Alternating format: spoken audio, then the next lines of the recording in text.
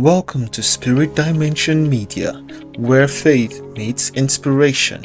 We share life-changing sermons, powerful teachings, and uplifting Christian content that help you grow in faith. Stay connected. Let's dive into God's truth together. The sound of many waters. When I heard that theme, I said to my associate pastor, Pastor Paul, you don't give us an exam. You know, there's some themes that you get, and like glory or breakthrough. You understand? That kind of theme just scatter the place. Sound of many waters again. So I had to go to Jesus.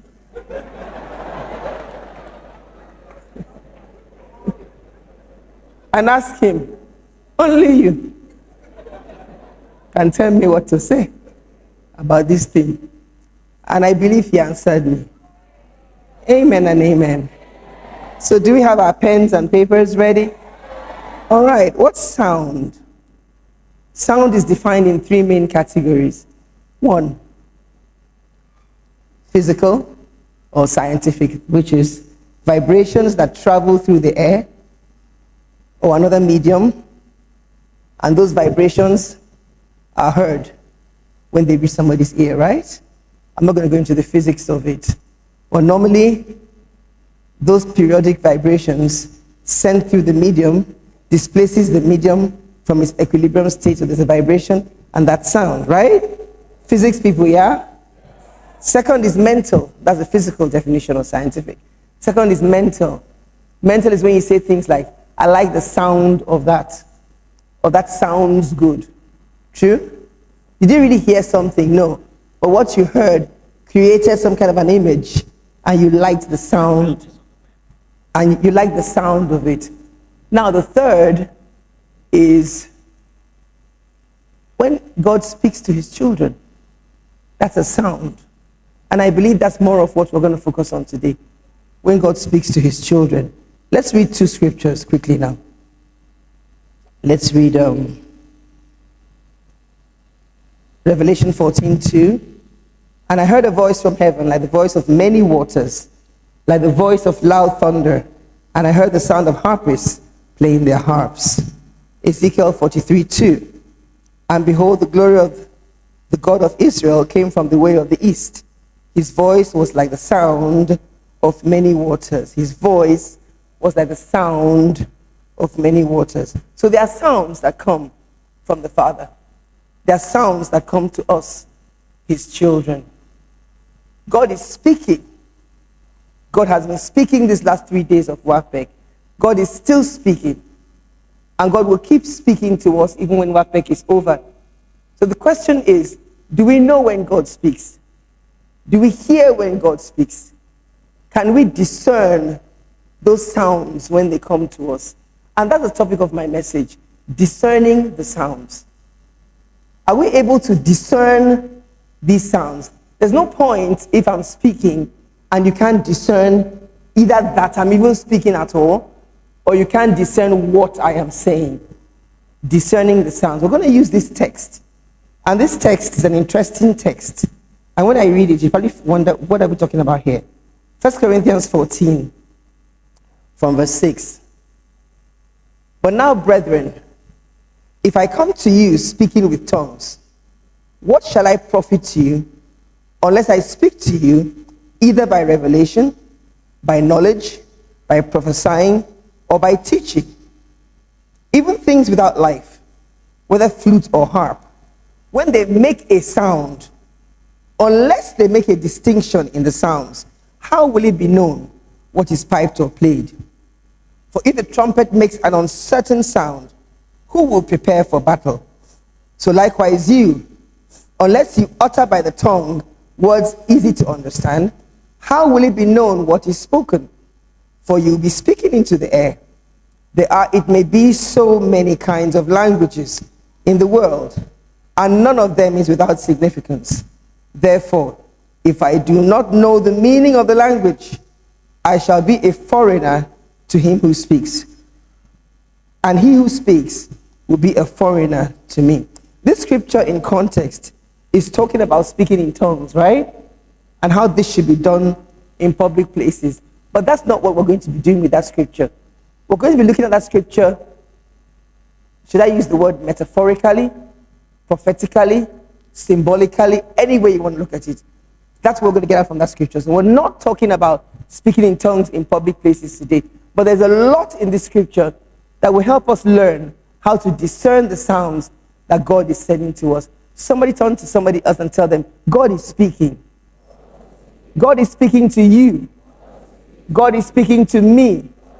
Can you discern the sounds? Glory be to God. So these sounds are proclaiming the word of the Lord. They're establishing the glory of God.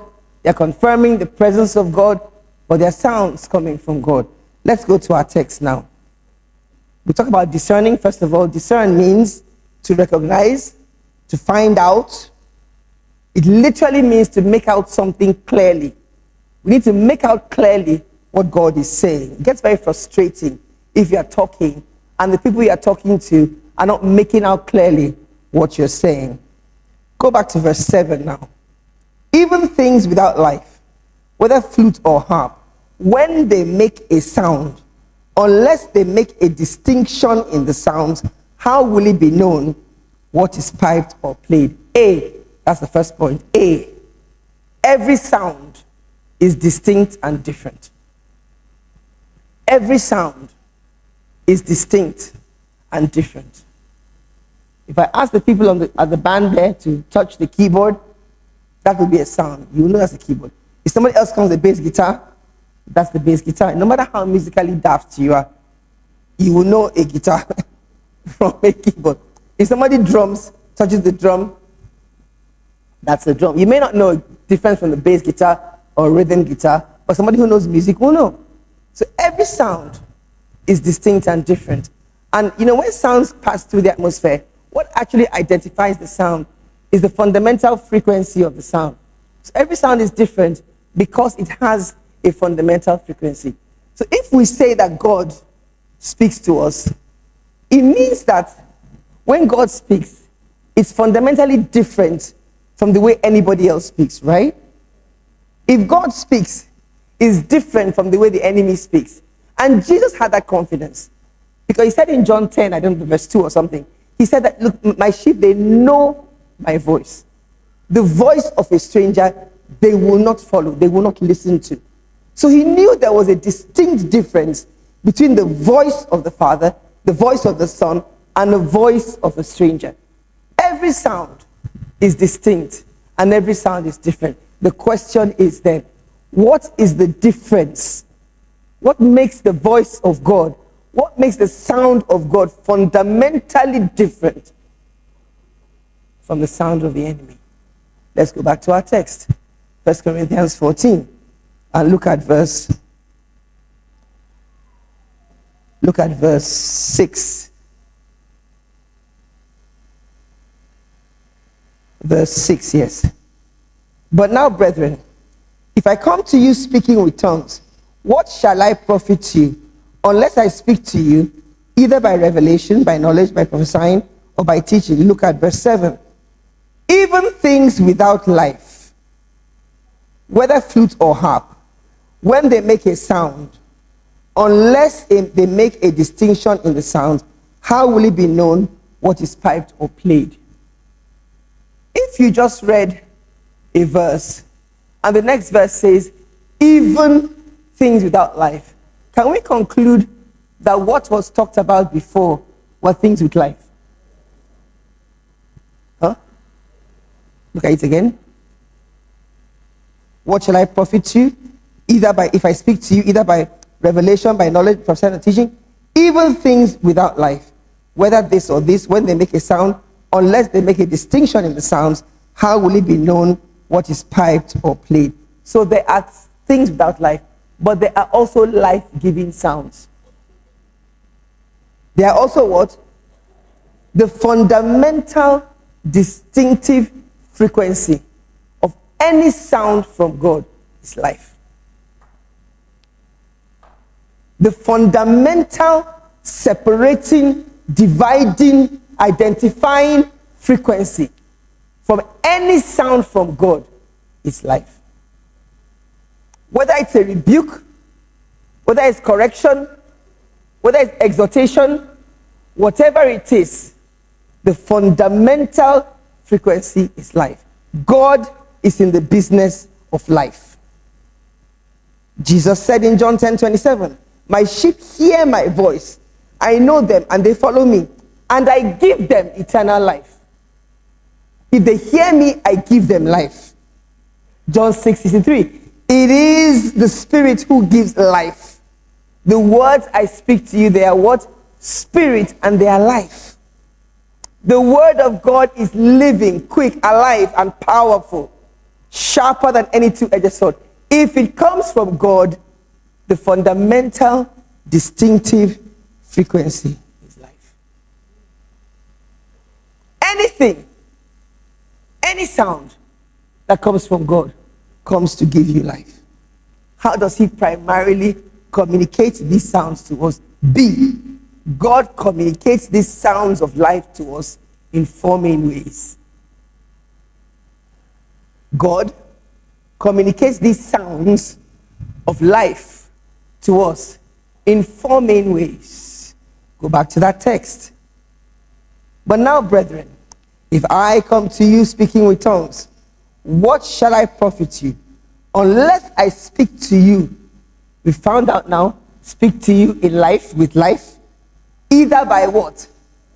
Talk to me. By what? Knowledge. By what? Prophesying. And by what? Teaching. God is speaking, and God is sending his sounds in four main categories: revelation, apocalypse, disclosure, spiritual insight into his plans and purposes, knowledge, gnosis. It's the science. Somebody says, why science?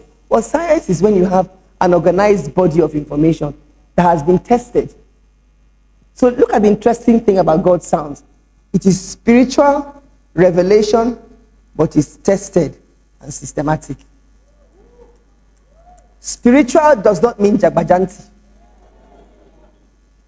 Spiritual does not mean it cannot be tested. Don't come and tell me you have a revelation and you get jittery when I want to put the integrity test through it. God is speaking in apocalypse. God is also speaking in gnosis.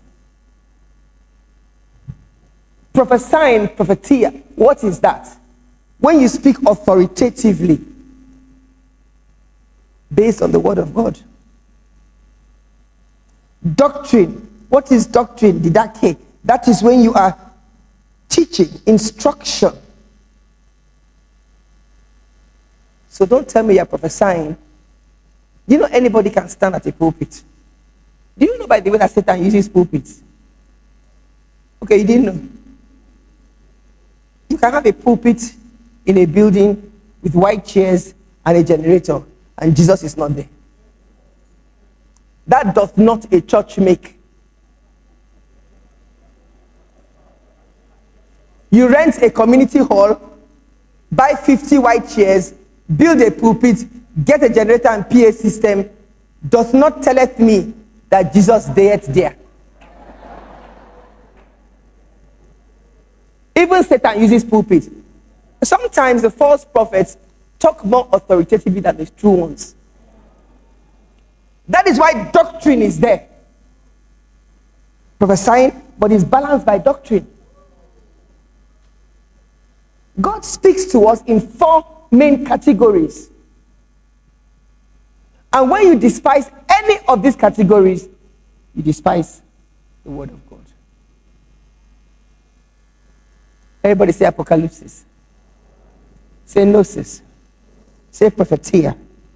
Say didache. Oh, let your mouth not catch you. But it says there, it says, what shall I profit you unless I speak to you? So your advantage lies in these sounds.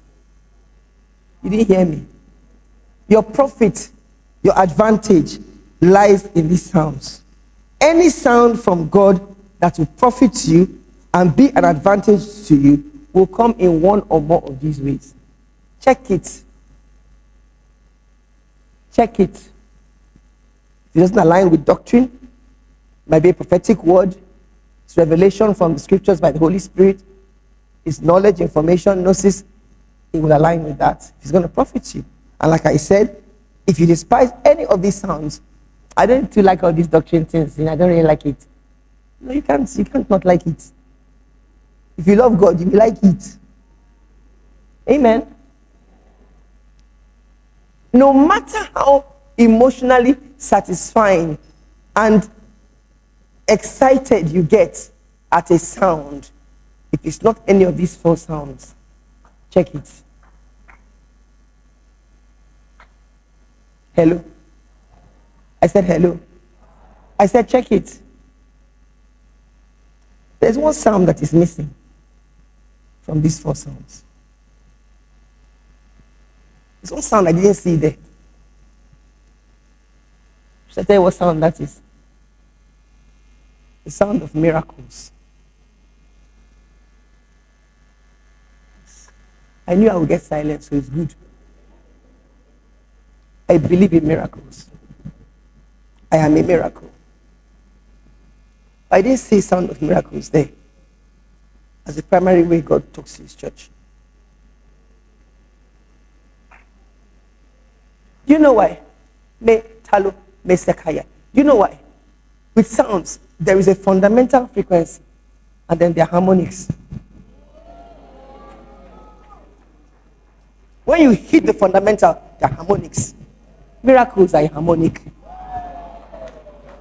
Miracles will come as a function of the fundamental. You get the apocalypse, you get the gnosis, you get the prophetia, you get the didache, the miracles will come. Any church, any believer that pursues after miracles primarily will be deaf to the sounds of God. How can you pursue harmonics? In fact, when you hear say Nigeria on a cruise, it's actually one big cruise ship. Let me give an example of Nigeria being cruise. The DG, whatever he's called, the Oga at the top of DEPA, probably has the best soundproof generator in his house. Let me cruise with that.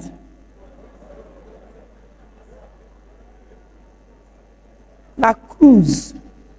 How can you be the Oga at the top of NEPA? And I'm sure I will find the best quality soundproof gen in your house. You're laughing. That's what you look like when you chase after miracles.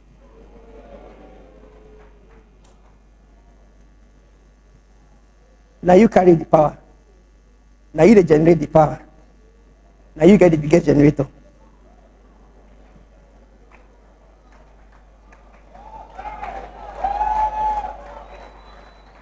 So not just Nigeria and a cruise, the body of Christ don't the cruise too. And we should wake up. I believe in miracles. God has anointed people to have miracles. But let me tell you where the sound of miracles comes. The sound of miracles comes from the church to the world, to draw them to the gospel. That's where it's fundamental for them. For you, it's harmonics of the revelation. It's harmonics of the prophecies. It's harmonics of the doctrine. It's harmonics of the knowledge. When you know it, miracles will be a normal way of life for you. You won't only be receiving them, you'll be generating them. Every sound is distinct. Every sound is different. God speaks to us primarily in four main categories: revelation, knowledge, prophetia, and doctrine. Now, when God gives his life-giving sounds, what do we then receive from him, like we just said? We receive good things. We receive good things. That's the purpose and target of these sounds. God wants to deliver good things to you. Write this down. See, God has an abundance of goodness to give us through his life-giving psalms. God has an abundance of goodness to give us through his life-giving psalms. Matthew, can we put up Mark 10:17 first? I don't have it here. Mark 10:17, yeah. Now, as he was going out on the road, one came running, knelt before him and asked him, "Good teacher, what shall I do that I may inherit eternal life?" Go on. So Jesus said to him, "Why do you call me good? No one is good but one, that is God." Okay, let's leave that part, okay? So this rich young ruler, this guy, he was in search of eternal life. True? Like really every other created being, atheists, who call themselves atheists, they're all looking for life. But this guy knew something. He knows that this life he's looking for is good. True? Follow me. He knew life was good. So if life is good, then the source of that life must be good. Right? So he set out to look for this good person that could direct him to where he could get this life. He was looking for eternal life. But he didn't know where to go. He had no life-giving sounds to guide him. But he wanted this good thing. At least he knew, if I can find someone that is good, he will show me how to get this life. So he goes up to Jesus and calls him, "Good teacher, what shall I do to inherit eternal life?" And Jesus shocks him with an answer. He first asks him, "Why do you call me good?" There's only one that is good, and it's God. The two things we're going to look at there. First of all, he says, there's no one that is good except God. Write it down in your book. Write down, God is a good God. Write it down, God is a good God. After you write it, strike the A. Strike it or jaga jaga it. And then write, God is the good God.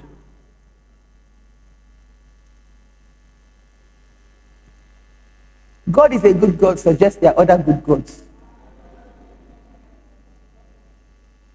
God is the good God suggests there's only one good God. If God is the good God, and this life we're looking for is good, it means God is the only source of this life. That is why you must not play with these psalms he's sending to you. So Jesus put that guy and said to him, "Why you calling me good? God is the good God." But he said something before that. "Why do you call me good?" So what was he saying? Was he saying that he's not good? But he's the same one who told us in John 10:10 that he came that we may have life and have it more abundantly. If he came to give us life, follow me, and life is good, then he must be good now. Do you agree? But why did he tell him, "Why do you call me good?" Why was he rejecting the name good teacher? The guy said to him. Let us look at Matthew's version. Because when you read the same story in different versions, read very well, because sometimes, people will report different things based on what their senses pick up. I'm sure you know that in a well-taught church.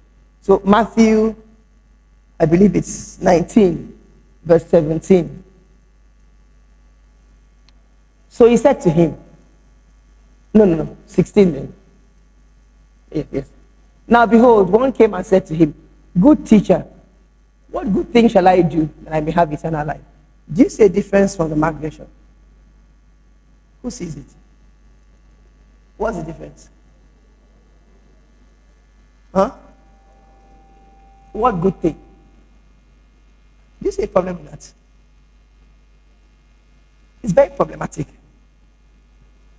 He didn't call Jesus good teacher out of revelation that Jesus was good. He wanted Jesus to show him the good things he did that made him good. So if Jesus would give him that checklist of the good things he did, he too could do those good things and get life. Good teacher, you are good. You've passed the exam of goodness. Because tell me the good things you did. And Jesus says to him, it's not by any good thing I did. There is no one good by nature except God. He was not denying that he was good. If anything, he was telling him, I am good and I am God too. Because at the end, he said to him, follow me. He didn't say follow God. Follow me. He wasn't denying his goodness. He was saying, you cannot receive this life by anything you do. Too many of us have slipped into works where we are ticking off the good things we need to do to receive from God. If I just fast a bit more, if I increase my seed to a breakthrough battle axe seed. Now I've heard that one. You're laughing. The day I heard it, I almost cried. My seed has not become a battle axe seed. I need to give a deliverance offering. Are you Jesus? He was the deliverance offering. The minute you start ticking off things you need to do, you have slipped away from grace. All the sounds of Jesus, all the sounds of the Father are sounds of grace. You do not do anything to deserve God's goodness. It is such a thin line. But you see, what you see this man doing here is a fundamental foundation of religion. Religion is always looking for somebody who is good enough and close enough to God to take them there. What are the good things you did? I was listening to a testimony yesterday night, just refreshing myself. I go to Andrew Womack's healing journeys from time to time. I picked her on, I was watching it. And the lady was saying how she just was going through this cancer situation. And she began to, listen to some healing journeys. And she went to meditate healing journeys and find out what each person did. And as she did that, she got worse. Then one day the Holy Spirit told her, these people are basically to inspire you, not to give you an instruction manual. This one prayed this number of times. This one sowed a seed. No, that was their revelation. Get your own apocalypse. Be inspired by what they did, but you cannot have a checklist. And that's what this guy came to do to Jesus. Good teacher, what good thing can I do? Church, there's no good thing you can do to earn the goodness of God. The minute you think you can earn or qualify for life, earn or qualify for God's goodness, you miss it. You will never get it. Glory be to God. Glory be to God. You will never hear the life-giving sounds from God and fully partake of the goodness of God. You can write this down. Right now. Write this down. You will never hear the life-giving sounds from God and fully partake of the goodness of God. The minute you believe, you have to earn it and qualify for it. Amen. Amen. You see, Jesus was basically telling him, I'm good by nature. It's nothing I have done to be good. That means, listen, God cannot teach you steps to be good outside of teaching you how to partake of his nature.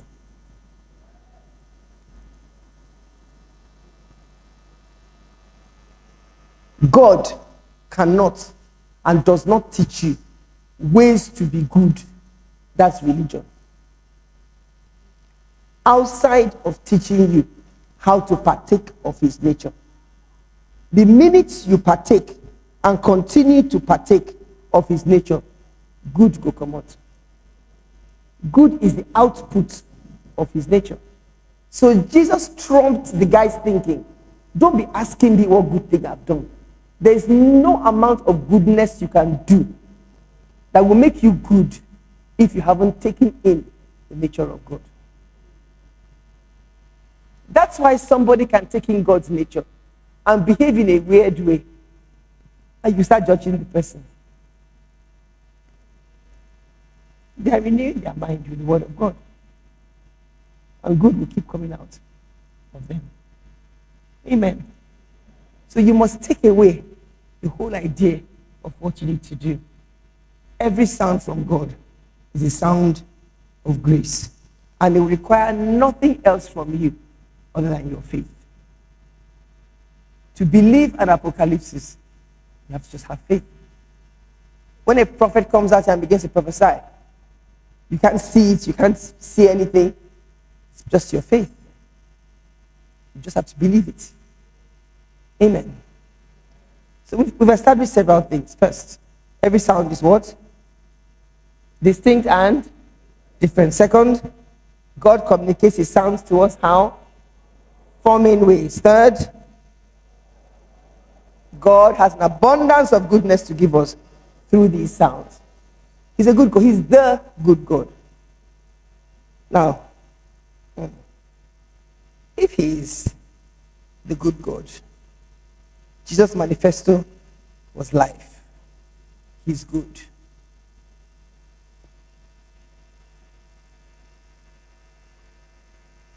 Why is it that some of us still cannot see that God is the good God? Write this down. D.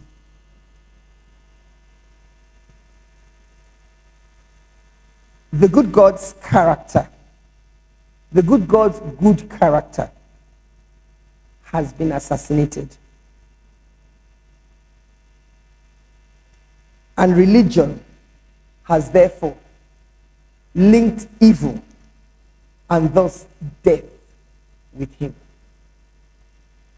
Some religious spirits are going to pack their load and leave this place today.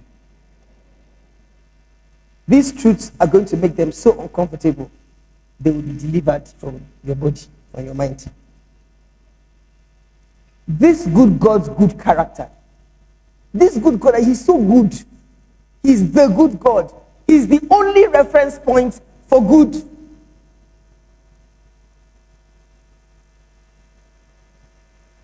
Yet, this his good character has been assassinated. And this his good character we have seen is linked to life. Because of the assassination, this the good God, the one and only Obonge good God, has now been linked with death and evil. You say, how? I'll show you how. What is character assassination? When you take somebody's character and you slander them, you turn it around, you say they're who they are not. Most times you say that they come up with every pastor in the house has experienced this. It's part of our ministry. Some of us, they carry on more than others. But every pastor has collected. Character killing. Happens to believers as well. Pastors, they carry on pasture. God is also a victim of character assassination. You say, the good God, how can we assassinate his character? I'll tell you. Some of us have a view of God. Now, let me tell you why this is important we eradicate these things. Because we've said that this good God is the source of life. And is constantly speaking to us through life-giving sounds. And he wants us to hear it. But if we trace back and we don't believe the source is good, we never hear what he's telling us. So it's important you establish the source that is good. But we think God is some small-minded, petty, angry, schizophrenic. They are laughing. You don't know you believe that. Some of us here, some of us watching online, we believe it. God is so petty that sin of your great-grandfather, he can't drop it. The blood of Jesus was not enough. Your grandfather, you now quote, he has visited it to all generations. You still they follow us, follow our children. Then you put some crooks in business forever. You continue to maintain the business of certain false prophets. They will keep taking you to the village and digging up things that don't exist. Because in your mind, God is so petty, he cannot let go of what your great-grandfather did. He's still visiting you and your children.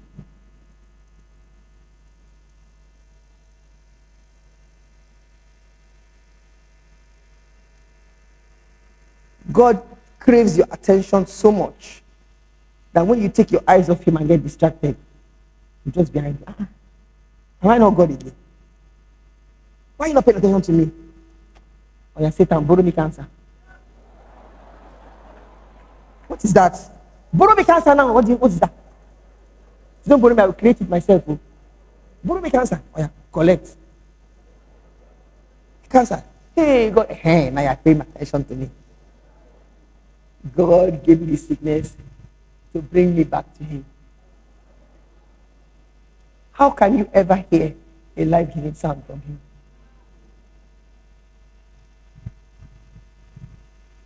First of all, he's self-sufficient God. He does not borrow anything. And even if he wants to borrow, his cancer he will borrow. Try now. You might think about all the things you think.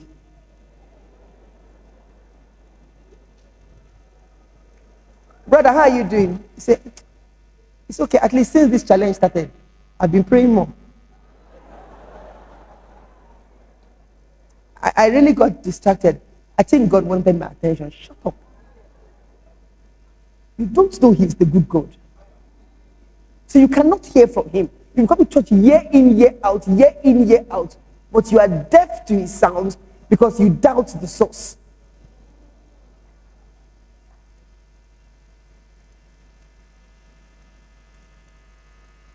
In your family, people are not too serious.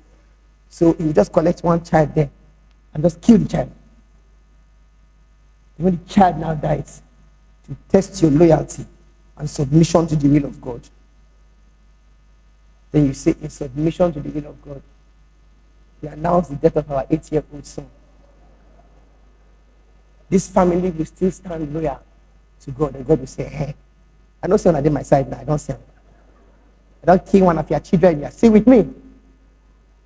That's what you believe when you make such rubbish religious statements. And by doing that, you're putting wax in your ears. Wax. Prophets are coming, prophesying. Teachers are coming, giving you doctrine. People are encouraging you, giving you information. It's blocking because you don't trust the source. You believe that God's sovereignty is schizophrenia. He wakes up one day. Like I said, I never remind this world, say I be God. They are just behaving anyhow.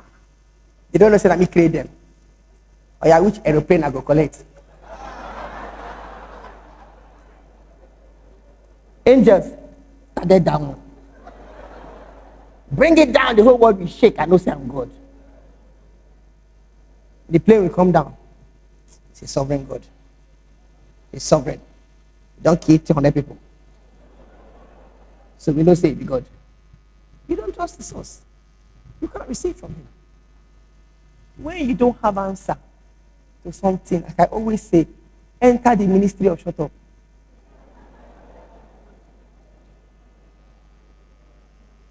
Enter, it's a very lovely ministry. Tell your friend, ministry of waiting. Shut up. Shut up and praise God. Give no explanation. The person die, he die. You are alive, be alive and live for God. We begin to defend God, explain, actually God is sovereign. He just wanted to kill those people, let him kill them. God is the good God. He's also now the good God. There is nobody else that is good but God. He is good and he does good. You are good and you do good. It's in the Bible. It is not good to kill a child at 8 years old. Whatever circumstance. Don't tell me how you prayed. It's okay. You prayed. The child died. Lift your hands. Praise God and move on. God did not kill your child. My God, that God, I no go serve him. God will just see vex one day, call him my pikin. I no go serve him. I no do. I want a God I can rely on. I want a God I can count on. I want a God who is consistently good. Then I can come boldly to hear his life-giving sounds. So no matter how, excuse my language, I don't like to use this word, mind-blowing the prophecy is, there's capacity to receive it because I trust God. I begin to check and weigh the prophecy. If there's already doubt as to who God is.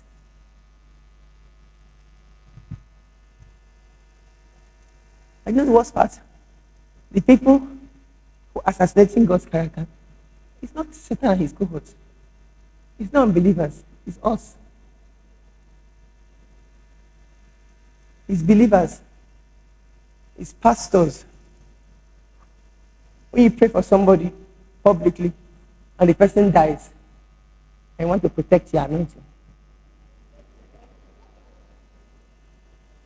and defend the anointing, you will now check for who to blame.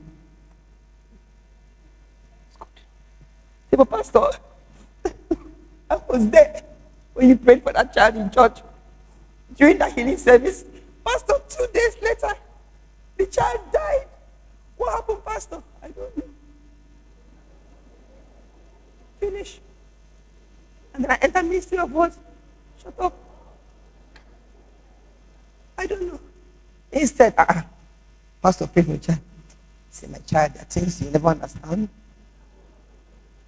Actually, God needed another angel to sing in heaven. You must accept the will of God. What will? The fundamental frequency. The fundamental frequency. The fundamental frequency of every sound from God is life. The fundamental frequency.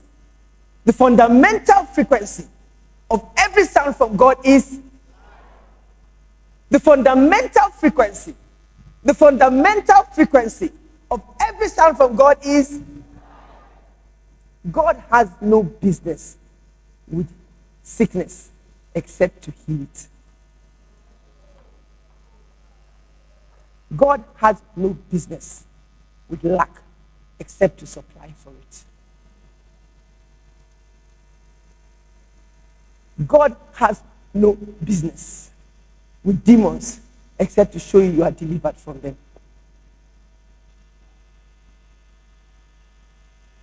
All these things are life.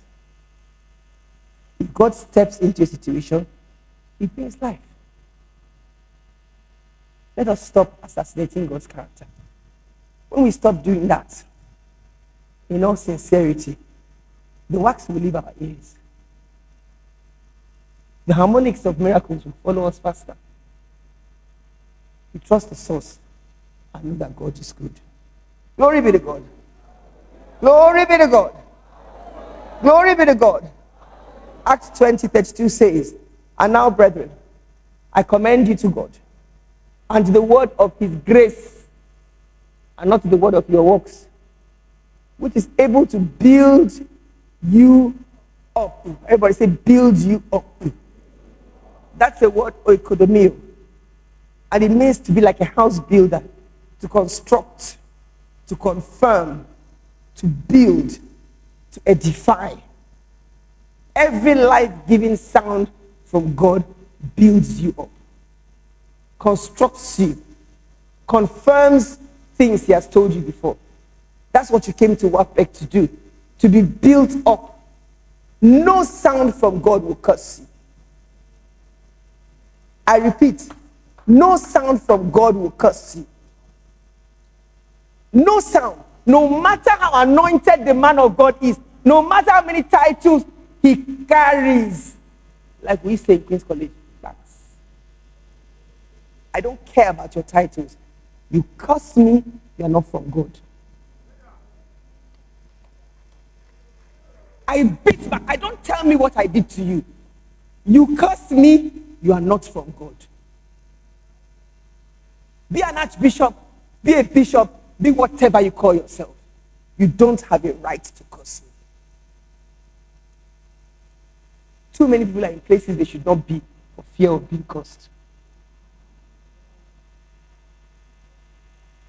On Friday, we'll talk about living where you are.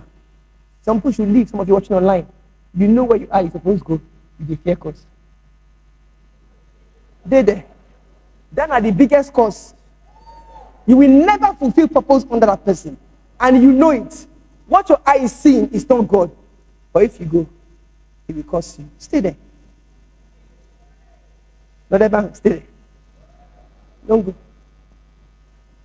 I've talked to a man of God recently. He was literally shaking when I told him that guy has no right to curse you. His ministry had not moved because he eventually left where he was, and the man of God cursed him. And he left with that curse in his mind. So he wasn't expecting ministry to grow. I said, nobody started ministry. And they became 100 people in the first 30 minutes. It does not mean you are cursed. It just means you are growing. Remove that curse mentality. That day was like demon left him. Because the man cursed him. What right does the guy? Who are you? No sound from God will tear you down.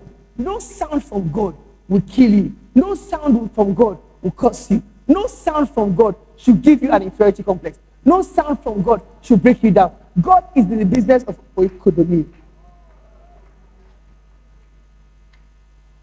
He's the good God. He's the good God.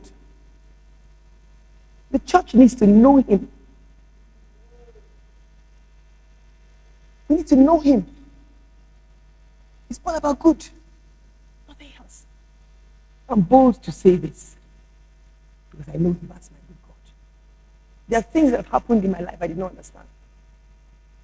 When my father, my only father in the Lord, when he went to heaven, it was serious opportunity to ask questions. But that same man taught me what I'm teaching you now. I couldn't ask any questions. I just praise God for his legacy. Praise God for the decades he had poured into me. It's 10 years now. I thanked God. And we moved on. So you have opportunities to doubt. You have opportunities. The question is if you know him. Somebody can come and tell my husband, we saw your wife. Like I was telling them in church recently. They come and tell me. We went to a club. We saw Emeka. 3 women were on top of his lap dancing. In fact, it was your husband. It was not my husband. Yeah, I deny. No, I'm not in denial. I know my husband. 3 women.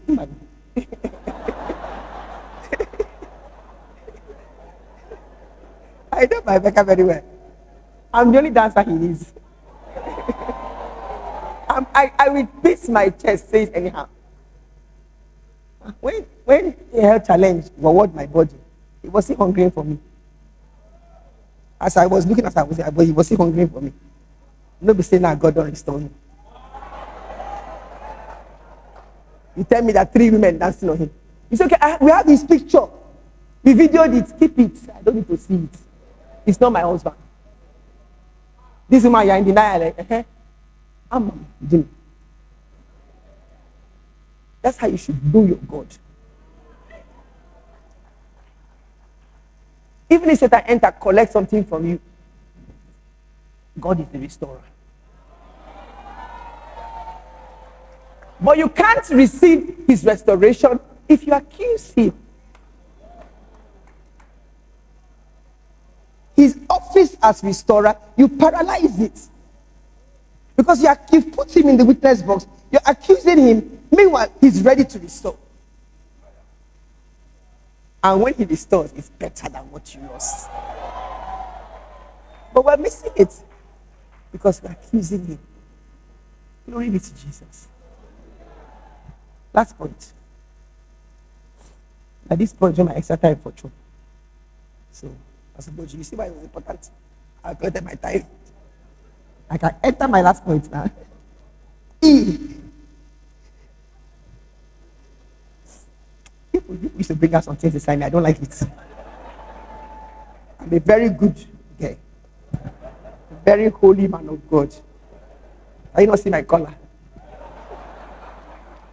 Oh yeah, I'll be serious now. My time is going. E. There may be many sounds, and I love this.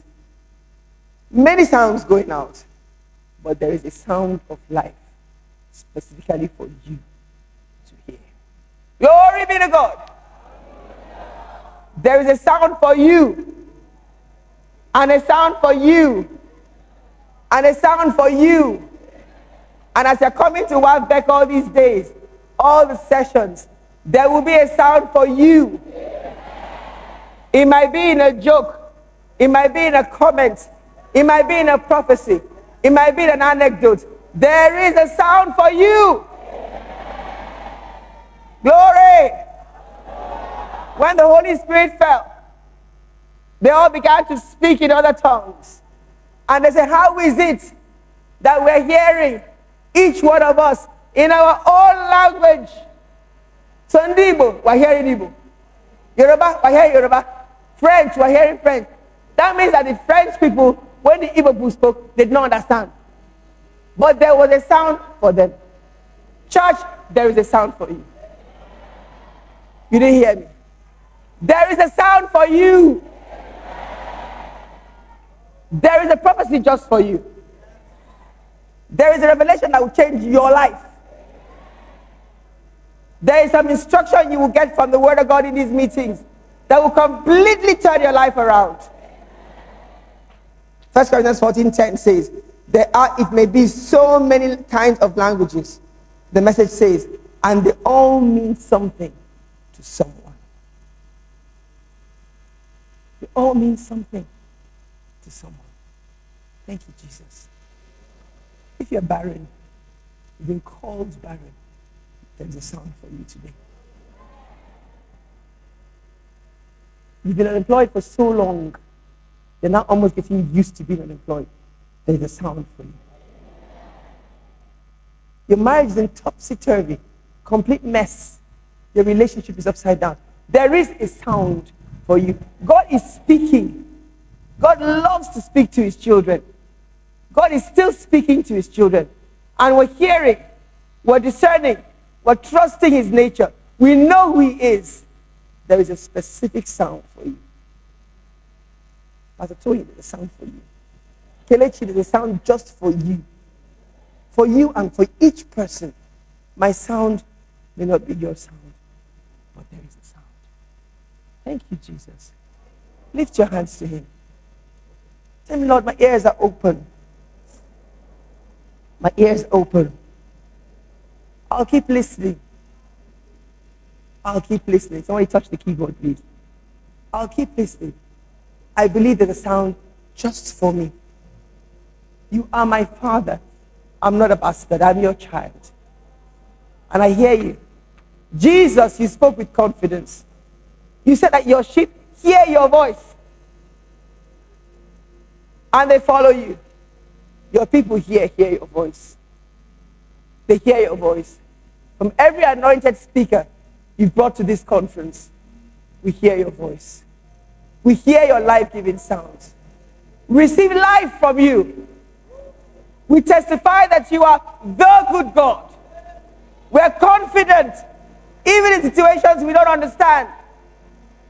Our testimony will not waver with the weather. You are the good God. Thank you, Jesus. Thank you, Jesus. Somebody is getting healed of vaginal discharge. It's a peppery discharge. More of WOFBEC is online than here physically. So if you're here, just receive it. If you're online, receive it. Some man with an erectile dysfunction, there's a sound for you today. That is fixed from the root in the name of Jesus Christ.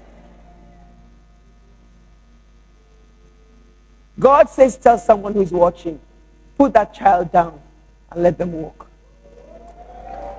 You know what that means.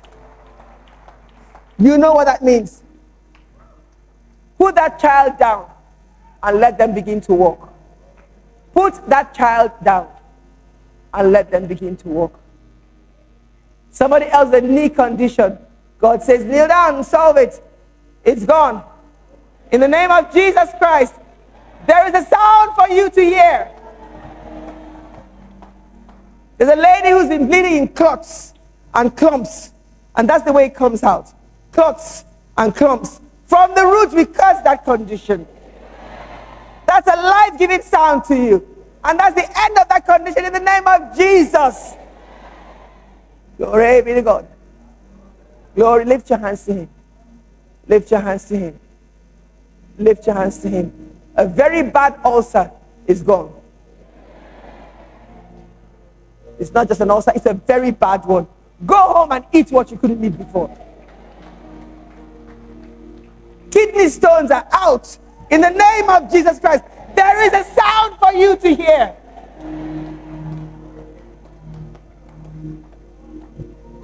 And as harmonics of this life-giving sounds, harmonics of revelation of our healing in Christ Jesus, harmonics of prophecies that have come forth, healings are taking place. Lift your hands and glorify him. Father, we worship you. Open your mouth and worship him. You don't have to wait for your case to be called. You don't have to wait for your case to be called. You don't have to wait for your case to be called. Just worship him. Worship him, please. Please worship him. Worship him, please. Worship him. Worship him. A woman with a breast lump, it's gone in the name of Jesus. Worship him. Worship him. It's gone. It's gone completely. That lump is gone in the name of Jesus. Worship him. Thank you, Lord. Thank you, Lord. Thank you, Lord.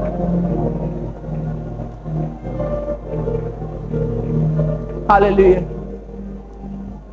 Before I take my seat, there's a word for a lady who was raped. The good God says to tell you, he had nothing to do with it. But he says to tell you something else, that you had nothing to do with it. If you're a member of this church, you should talk to your pastor. If you're not a member of this church, talk to your pastor, wherever he is. Or you can reach out to me. He wants you to know you were raped. And you believe that you had something to do with it. He says to tell you, he had nothing to do with it. And you too had nothing to do with it. Lift your hands and worship him.